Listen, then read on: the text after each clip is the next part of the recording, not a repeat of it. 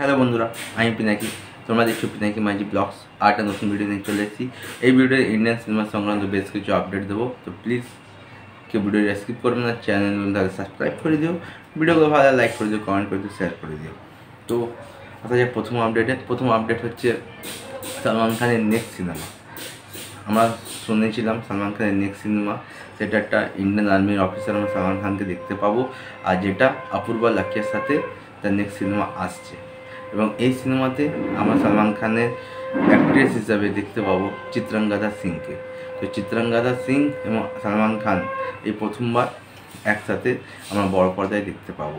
এবার শোনা যাচ্ছে এই সিনেমাটা যেহেতু আর্মির জীবন কাহিনীর উপরে বেস করে হচ্ছে, তো এই সিনেমাটা অনেক ভাগ শ্যুটিং লাদাখে শ্যুট করা হবে। তো এই বছরের জুলাই মাসে এর শ্যুটিং শুরু হবে, আর যদি ঠিকঠাকভাবে শ্যুটিংয়ের কাজ চলে তাহলে মেবি নভেম্বর ডিসেম্বরের মধ্যে শ্যুটিংয়ের কাজ কমপ্লিট হয়ে যাবে।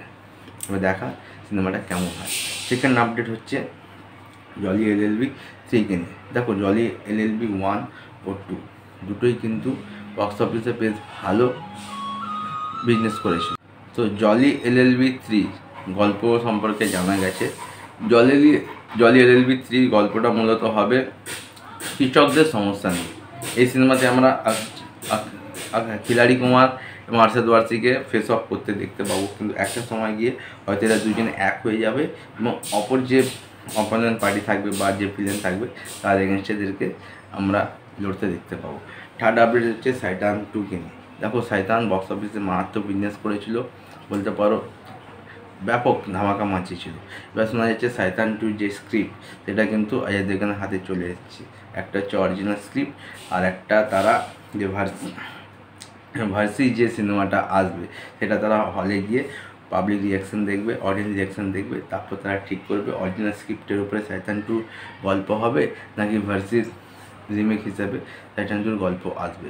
আর এই মাসে 27 তারিখে মা আসছে, শয়তান আছে, মানে শয়তান 2 একটা বেশ বড় ইউনিভার্স হতে চলেছে।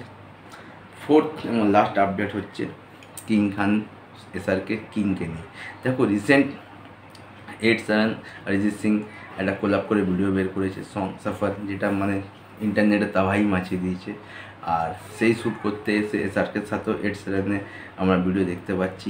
এবার শোনা যাচ্ছে SRK যে আপকামিং সিনেমা কিং, সেখানে 8/7 হয়তো গান গাইতে চলেছে। এর আগে আমরা রাওয়ানে একনকে দিয়ে গান গাওয়াতে দেখেছি চামক চালো, সেটা তখনকার দিনে অল টাইম ব্লকবাস্টার ছিল। তো 8/7 যদি আবার কিং সিনেমায় SRKর হয়ে গান গায় তাহলে ভাই দেখতে হবে কীরকম তাবাই হয়।